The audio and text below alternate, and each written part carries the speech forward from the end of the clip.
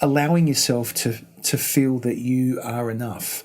And I think that's the main issue with all the comparisons, with the Instagram, people sort of putting their best lives on Instagram and social media and as a whole, is that it creates a swathe of people, a generation of, or a couple of generations of people that use this technology feeling like they're not enough.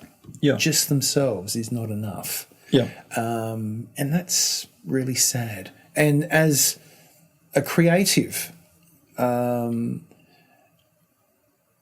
need to feel that what you create is enough. Yeah. I mean, of course, you can always create and get better at the sort of discipline that you decide to be creative in. If you're a songwriter, it's a craft. Anything in the creative sphere, or anything for that matter, if you look at it as a craft that you can constantly improve on, well, then okay, that's fine. But you within that, you are enough. You don't need to be anything else. Well, and you're on your own journey. Going back to that kind of it being a journey, not a destination. It's like, it's never going to be a creative journey. Is never, a creative life is always a journey. A creative life is never a destination. Yeah. You might achieve that. It might be that just as a very simple example, like a guitarist might go, I want to learn how to play this guitar solo. But that's not the end. That's just a step along the way. Yeah. And it's just like you just achieve those milestones and you keep moving forward. Yeah. And it's not like even, in the sporting realm where somebody wants to win a championship of some sort. Yeah. Or a premiership, it's not the end of, it's not like you just win it and just done. Yeah. You don't just pack up shop and that's the end. Yeah. It's always, a process of kind of, growth and changing, and there's ups and downs kind of along the way. But the I'm enough thing, I've actually always wanted, just step that on a t-shirt, like it's, because, that getting back to that kind of where we were talking about that thief of joy, if you're comparing yourself to other people, because especially if it's in this, the social media space is the last place you want to compare yourself. But you can even compare yourself to siblings or friends.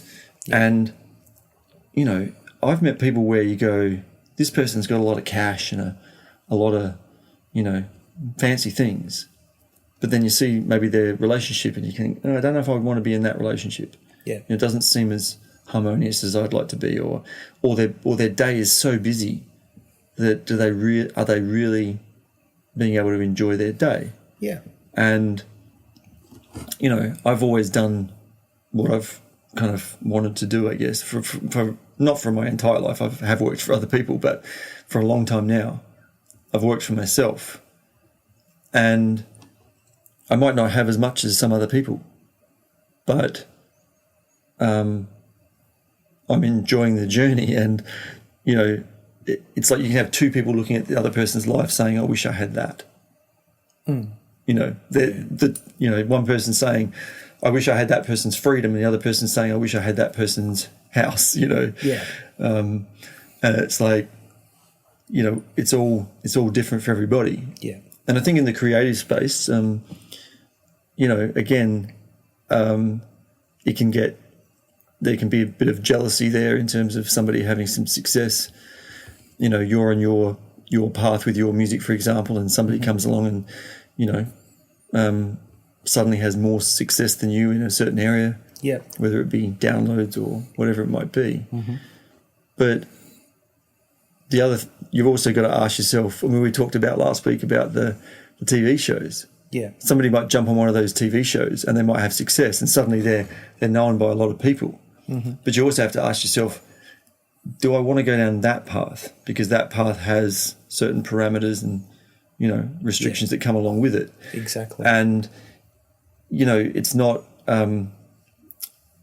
nobody has it all. And I guess the classic example of that is look at all the celebrities that are miserable and, unfortunately,